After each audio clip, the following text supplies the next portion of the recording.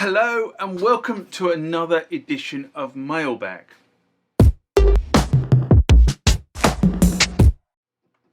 What is Mailbag? Well, Mailbag is a feature of the channel where you guys leave lots of comments on the channel and I attempt to answer those comments, or if I can't answer those comments, I throw it out to you guys who have more knowledge on some of this stuff than I do. So let's get into the first mailbag of this session. Remember, like, comment, subscribe to the channel. Go over to Instagram and follow me there. Go over to Facebook, follow me there. That's where the normal notices are. And consider becoming a Patreon.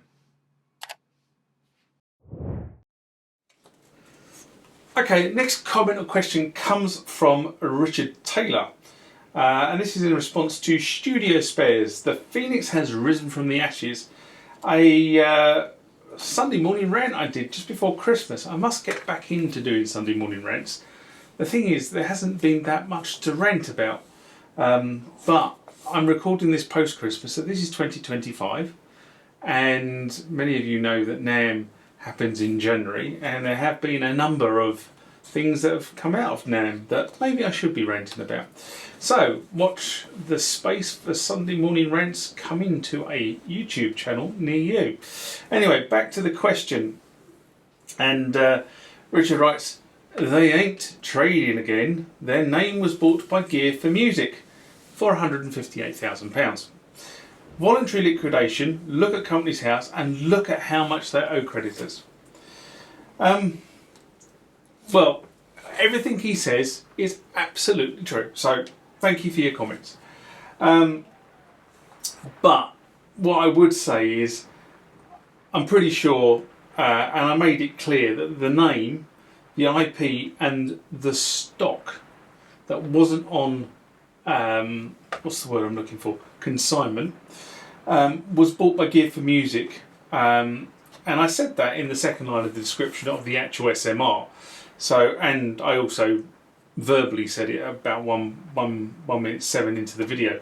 But I just want to sort of expand that piece a little bit. So, when I say the Phoenix has risen from the flame, yes, Gear for Music have bought the trading names of StudioSpares.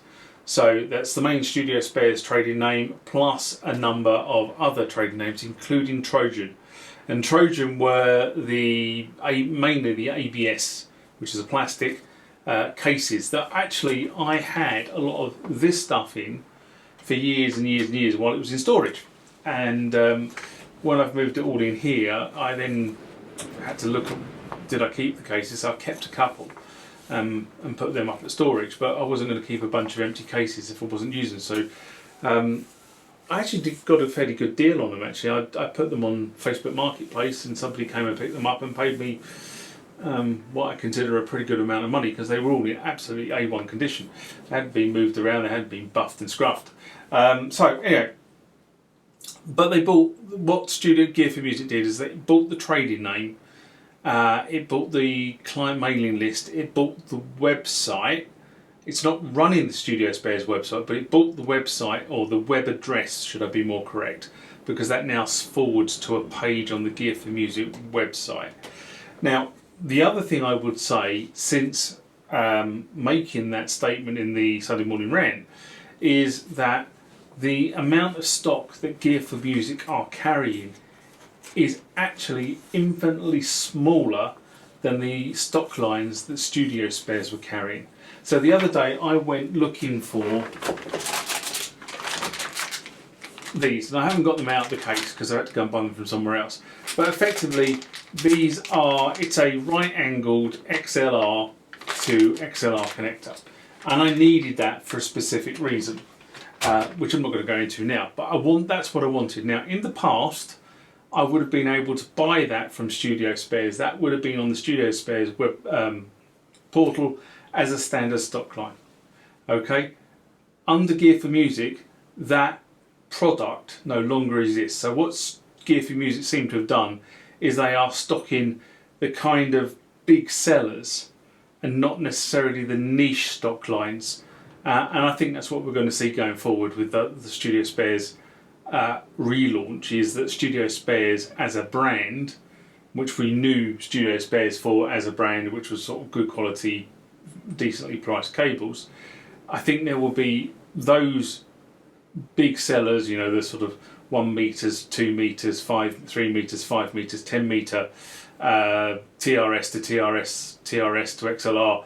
Those sort of cables are going to be the things that they stock, and the more niche cables, you know, I don't know, TRS to 2XLR, TRS to phono, those kind of more niche products, I think they haven't at the moment, because I went to try to buy that, and excuse me, hiccups. I tried to buy that, and that wasn't on the StudioSpares website. In fact, as I say, it's kind of, in my opinion, Gear for Music, if you're listening to this, at the moment the StudioSpares pages on your website are kind of poor. It's a poor representation of what StudioSpares was. So kind of buck the ideas up and get a few more product lines. And I mean, you know, if I were in their business, I'd be doing the same thing, looking at their back catalogue, looking at their sales, and trying to understand exactly, you know, which are the more profitable lines, and those are the ones you stock. But you know, that's reality, and I just wanted to put this on Mailbag to correct what if people thought I was saying something that was wrong. It was £158,000. They did owe the creditors a fortune, although the final winding up accounts have not been published yet, and I suspect they won't be published for a considerable period of time, because winding up a trading entity when it goes into voluntary liquidation is not done overnight. It you know, even for a simple entity, it can take a year. So for something more complex, you know, you're probably talking 2 or 3 years before it can be properly wound up.